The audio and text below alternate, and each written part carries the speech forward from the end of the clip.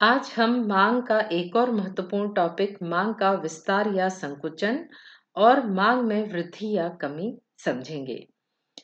किसी भी वस्तु की मांग को कौन-कौन से तत्व प्रभावित करते हैं? किसी वस्तु की मांग को प्रभावित करने वाला सबसे प्रमुख तत्व कीमत है। वस्तु की कीमत में परिवर्तन करके वस्तु की मांग में भी परिवर्तन हो जाता है। उपभोक्ता की आय भी किसी वस्तु की मांग को प्रभावित करती है। यदि हमारी आय बढ़ जाती है या घट जाती है, इससे वस्तु की मांग में कमी या वृद्धि हो जाती है। इसी प्रकार संबंधित वस्तुओं की कीमत व उपभोक्ता की रुचि भी वस्तु की मांग को प्रभावित करती है।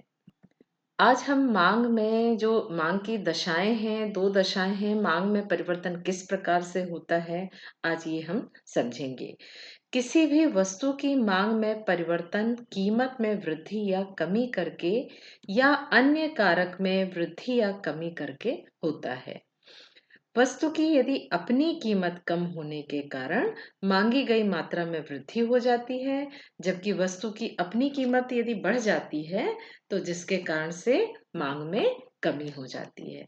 आपने भी अनुभव किया होगा कि जब वस्तुएं यदि महंगी हो जाती हैं, तो हम कम वस्तुएं खरीदते हैं और जब सस्ती हो जाती हैं, तो हम अधिक वस्तुओं की मांग करते हैं।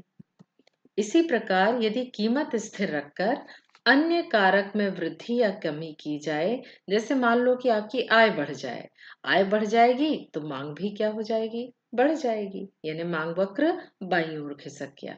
और यदि आपकी आय मान लो कम हो गई या रुचि कम हो गई, तो मांग वक्र दाईं ओर खिसक जाएगा, यानी आप कम वस्तुओं की मांग करेंगे। कीमत में यहाँ कोई परिवर्तन नहीं हो रहा, परंतु मांग बढ़ रही है या घट रही है। इसको हम मांग में वृद्धि या कमी कहते हैं, जबकि इसको हम क्या कहते हैं, मांग में प्रसार और संकुचन। हम मांग में परिवर्तन की दो स्थितियों को समझेंगे, मांगी गई मात्रा में परिवर्तन तथा मांग में परिवर्तन। सुनने में दोनों एक ही अर्थ लग रहा है, किंतु अर्थशास्त्र में दोनों के अर्थ अलग अलग हैं। आज आप ये पूरा वीडियो देखेंगे तो आपको ये क्लियर हो जाएगा कि दोनों चीजें अलग अलग है। जब मांग में परिवर्तन केवल कीमत के कारण होता है, उसे मांगी गई मात्रा में परिवर्तन कहते हैं। जबकि कीमत स्थिर रखकर अन्य कारक में परिवर्तन होता है, उसे हम मांग में परिवर्तन कहते हैं। कीमत में परिवर्तन के कारण मांग में विस्तार एवं मांग में संकुचन होगा, जबकि अन्य कारक में परिवर्तन से हमको मांग में वृद्धि होगी और मांग में कमी। तो ये चारों चीजों को हम आगे उदाहरण और रेखाचित्र से समझेंगे तो आपको और क्लियर हो जाएगा।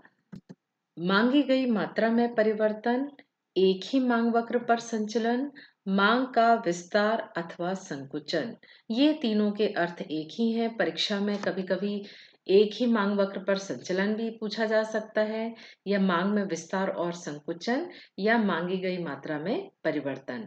यदि इनमें से आपसे कुछ भी पूछा जाएगा, तीनों का मतलब एक ही है। जब किसी वस्तु की कीमत में वृद्धि होती है, तब वस्तु की मांग कम हो जाती है, इसे हम मांग में संकुचन कहते हैं।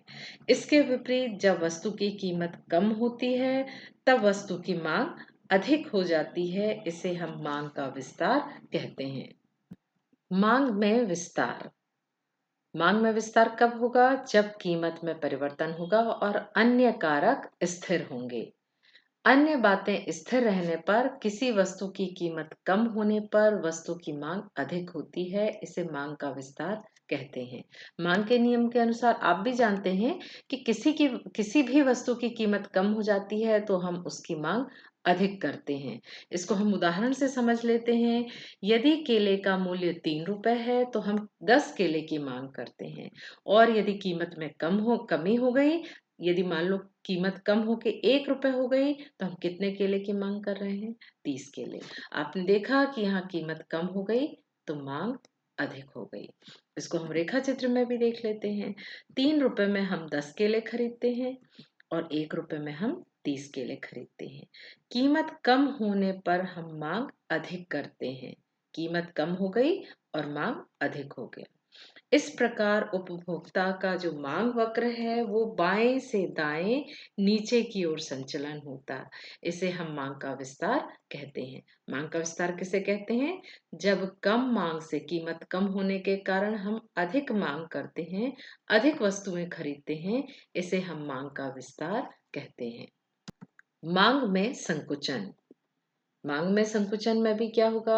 अन्य बातें स्थिर होंगी, कीमत में परिवर्तन होगा।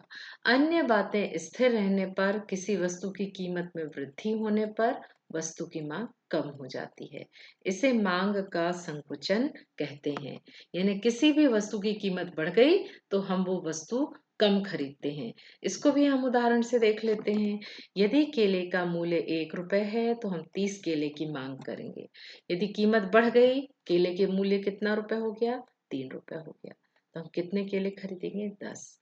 आपने देखा यहाँ कीमत में वृद्धि और मांग में कमी। इसको भी हम रेखा चित्र से समझ लेते हैं।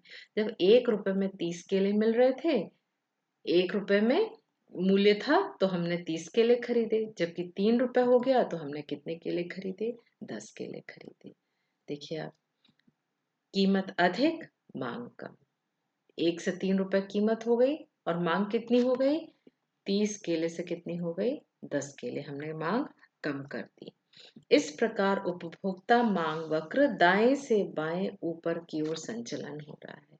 यानी हम पहले 30 केले खरीद रहे थे, अब कम केले 10 केले खरीद रहे हैं। मांग वक्र पर ही संचलन नीचे से ऊपर की ओर हो रहा है। ये है हमारा मांग में संकुचन। आप मांग में विस्तार और संकुचन दोनों एक साथ अंतर देख सकते हैं। कीमत कम होने पर मांग अधिक होती है, इसको हम मांग में विस्तार कहते हैं। जबकि कीमत बढ़ने पर मांग कम हो जाती है, अर्थात मांग में संकुचन हो जाता है। इसको हम क्या कहते हैं? मांग में संकुचन। इस प्रकार मांग में विस्तार और संकुचन में मांग वक्र में ऊपर या नीचे की ओर संचलन होता है। ये जो मांग वक्र है, ये नया मांग वक्र नहीं बनता।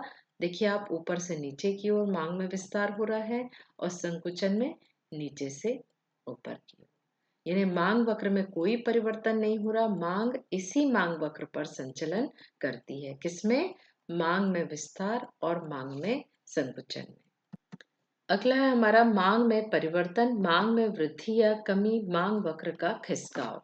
देखिए, ये मैं पूरे नाम इसलिए लिख दे रही हूँ क्योंकि परीक्षा में ये होता है कि हमको पता रहता है, इसके बाद भी हम उत्तर नहीं दे पाते। ये तीनों का मतलब भी यहाँ एक ही है। मांग में परिवर्तन कैसे?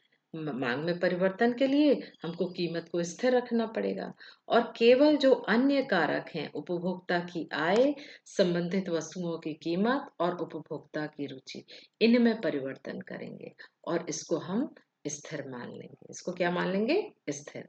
जो भी परिवर्तन होगा किसमें होगा? अन्य कारक में। मांग में वृद्धि। जब कीमत स्थिर हो, जब वस्तु की कीमत के अतिरिक्त अन्य कारण से उसी कीमत पर वस्तु की अधिक मात्रा खरीदी जाती है तो उसे हम मांग में वृद्धि कहते हैं। इस स्थिति में मांग वक्र दाएं अथवा ऊपर की ओर स्थानांतरित होता है। इसे भी उदाहरण से हम समझ लेंगे। मान लो केले का मूल्य 1 रुपए है, तब हम मांग 20 करते हैं। यदि अन्य कारक में वृद्धि हो गई तो हम उसी कीमत पर अधिक वस्तु की मांग कर रहे हैं। देखिए यहाँ क्या अंतर आ रहा है। वस्तु का मूल्य स्थिर है, यहाँ भी 1 रुपए था, यहाँ भी 1 रुपए, परंतु मांग में वृद्धि में देखिए 1 रुपए में ही हम 20 केले पहले खरीदते थे, अब कितने खरीदने लगे हैं? 30। इसको हम कहते हैं मांग में वृद्धि। इसको रेखा चित्र से भी देख लेते हैं। 1 रुपए में हम 20 केले खरीद रहे हैं और 1 रुपए में ही हम 30 केले खरीद रहे हैं। ये है मांग में वृद्धि। इसका अर्थ है कि वस्तु की उसी कीमत पर अधिक मांग और मांग वक्र दाएं से ऊपर की ओर हमको नया मांग वक्र प्राप्त हो रहा है। यहाँ देखिए, मांग वक्र ए था पहले, अब हमको नया मांग वक्र मिल गया बी। जबकि कीमत कैसी है? स्थिर है। कीमत 1 ही रुपए है, हम पहले 20 वस्तु की मांग करते थे, अब 30 वस्तु की मांग कर रहे हैं। किसके कारण? अन्य कारक में वृद्धि। मान लीजिए कि आय में वृद्धि हो गई, तो हम क्या करते हैं, उसी कीमत पर हम अधिक वस्तुओं की मांग करने लगते हैं। मांग में कमी, यहाँ भी हम देख ले रहे हैं कि कीमत स्थिर है। जब वस्तु की कीमत के अतिरिक्त अन्य कारणों से उसी कीमत पर वस्तु की कम मात्रा खरीदी जाती है, तो उसे मांग में कमी कहते हैं। इस स्थिति में मांग वक्र दाएं से बाएं अथवा नीचे की ओर स्थानांतरित होता है। इसको भी आप उदाहरण से देख लीजिए तो और क्लियर हो जाएगा। यदि केला 1 रुपए में हम 30 खरीद रहे हैं, अन्य कारक में कमी हो गई, तो हम 1 रुपए में ही 20 केले खरीद रहे हैं। यानी कीमत स्थिर है, 1 रुपए थी, अभी भी 1 रुपए है, परंतु मांग में कमी हो गई है। देखिए 30 केले खरीद रहे थे, अब कितने खरीद रहे हैं, 20। इसको हम मांग में कमी कहेंगे। ये देखिए 1 रुपए में हम पहले 30 केले खरीद रहे थे, तब मांग वक्र हमको बी मिल रहा था। अब यदि आय हमारी कम हो गई, तो हम 1 रुपए में केवल कितने केले खरीदेंगे, 20 केले, और हमको नया मांग वक्र ए प्राप्त होगा। तो यहाँ पर भी आपने देखा कि वस्तु की उसी कीमत पर कम मांग हो गई, जिसको हम मांग में कमी कहते हैं, और मांग वक्र बाएं या नीचे की ओर स्थानांतरित हो गया। ये देखिए बी से ए की तरफ आ गया, बाएं ओर स्थानांतरित हो गया। यानी ये क्या है, हमारी मांग में कमी। आप दोनों को एक साथ भी देख लीजिए। मांग वक्र में वृद्धि या कमी में कीमत क्या होगी, स्थिर होगी। परिवर्तन किस में होगा, केवल अन्य कारक। मांग में कमी और मांग में वृद्धि। मांग में कमी में मांग वक्र बाएं से नीचे की ओर, जबकि मांग वक्र वृद्धि में मांग वक्र दाएं ओर होता है।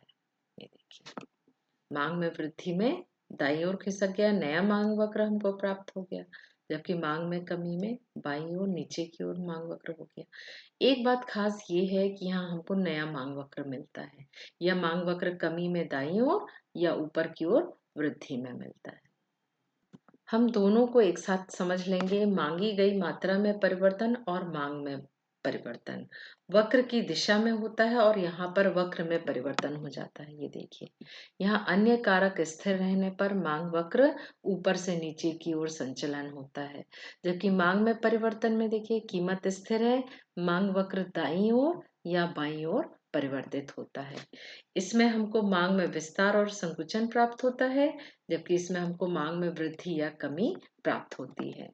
मांग वक्र ऊपर या नीचे की ओर या नीचे से ऊपर की ओर संचलन होता है, ये हमने देखा ना, या नीचे की ओर या ऊपर की ओर। यहाँ मांग वक्र नहीं बदल रहा, उसी मांग वक्र में संचलन ऊपर से नीचे की ओर हो रहा है, जबकि मांग में परिवर्तन में क्या हो रहा है, मांग वक्र दाएं से बाएं या बाएं से दाएं ओर स्थानांतरित होता है, अर्थात मांग वक्र बदल जाता है, हमको नया मांग वक्र मिल रहा है।